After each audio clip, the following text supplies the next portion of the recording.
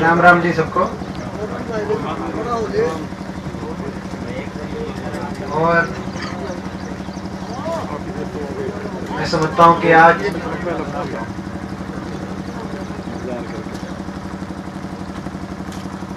बहुत ही हम सब के लिए एक सौभाग्यशाली दिन है कि आज इस प्रांगण में हम देश के लिए जिन्होंने अपना सब कुछ न्यौछावर कर दिया हो, जिन्होंने हमारा इतना नाम रोशन किया हो, हमें इतना गौरवान्वित किया हो, ऐसे दो जवान हमारे भाइयों को, उनके जीवन गाथा को आज हम यहाँ याद कर रहे हैं। हम सब के लिए बहुत सौभाग्यशाली दिन है, इस परिवार के लिए, अपने गांव के लिए और हमारे पूरे इलाके के लिए। तो मैं आप सबको इस बात के लिए सबसे पहले अपनी तरफ से बहुत बहुत मैं शुभकामनाएं देता हूँ कि एक आदर्श यहाँ पे आज स्थापित किया गया है, ये आदर्श हमारे पूरे इलाके के लिए एक प्रेरणा स्रोत साबित होगा, ऐसा मेरा पूरा विश्वास है। हमारे विधायक संघर्षशील भाई कुलदीप वत्स जी, हमारे भाई नरेश हसनपुर जी, हमारे भाई सुभाष गुजर जी, हमारे यादव सभा झज्जर के प्रधान हमारे वीरेंद्र दरोगा जी, हमारे जिला परिषद के सदस्य भाई बामन जी, भाई दीपक, हमारे यूथ कांग्रेस के झज्जर जिले के अध्यक्ष भाई दीपक धनखड़ जी, भाई मनराज गुलिया जी, वीरेंद्र दीक्षित जी, अंकुर गुबाना जी, अंजू डागर जी, नरसिंह फौजी जी, सरजीत गुलिया जी, संदीप गुलिया जी, दया पहलवान जी, हमारे परिजन जो परिवार है जिन्होंने आज ये ऐसा, जैसा मैंने कहा कि ऐसा जिस भावना से आज ये आयोजन किया है, जिस पे हमें गर्व है। हमारे रतन सिंह जी, हरीश जी, विजयपाल जी, जो तीनों भाई हैं, और सबसे महत्वपूर्ण जो हमारे, जिनको हम याद कर रहे हैं, जो दोनों शहीद सतबीर जी, शहीद मनुदेव जी, उनको हम सबसे पहले मिलकर उनको श्रद्धांजलि देते हैं। और श्रद्धांजलि के साथ साथ मैं समझता हूं कि आज हम संकल्प भी लेते हैं सारे इस प्रांगण में मिलकर कि उनका जो उन्होंने सब कुछ न्यौछावर कर दिया, जो आज हमने याद किया है, वो केवल ऐसे ही याद नहीं किया, उससे हम संकल्प लेते हैं कि उस भावना को हम भी अपने अंदर, उस भावना को का जो ज्योत है वो जलाए रखने का हमारा सबका प्रयास होगा, ऐसा हम संकल्प यहाँ पे लेते हैं। मैं समझता हूँ कि ये जो प्रांगण है, ये जो लाल बहादुर शास्त्री जी ने कहा था जय जवान जय किसान, ये गांव, ये इलाका और ये प्रांगण, मैं समझता हूँ अगर वो नारा कहीं के लिए चरितार्थ हो रहा है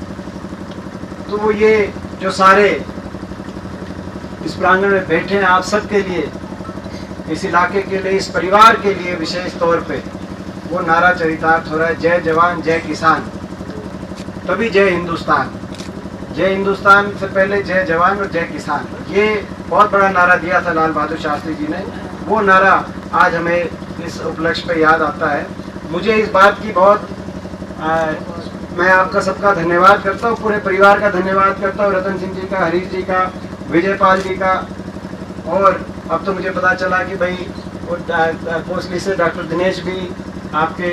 जो है अपना बुआ कहते हैं मामा बुआ का, मामा का, तो मामा का और वहाँ से बुआ का, तो जो है क्योंकि वो भी मेरा बचपन का दोस्त है, बचपन का भाई है, तो वो भी परिवार में मैं शामिल करता हूँ। तो आपका मैं धन्यवाद करता हूँ सबका कि मुझे अवसर मिला, मुझे आपने यहाँ पे इस मौके में शामिल होने लायक समझा। और मैं ये भी, कुलदीप ने जैसे ठीक कहा कि अभी तक कोई सार्वजनिक प्रोग्राम, जब से, क्योंकि जब मैं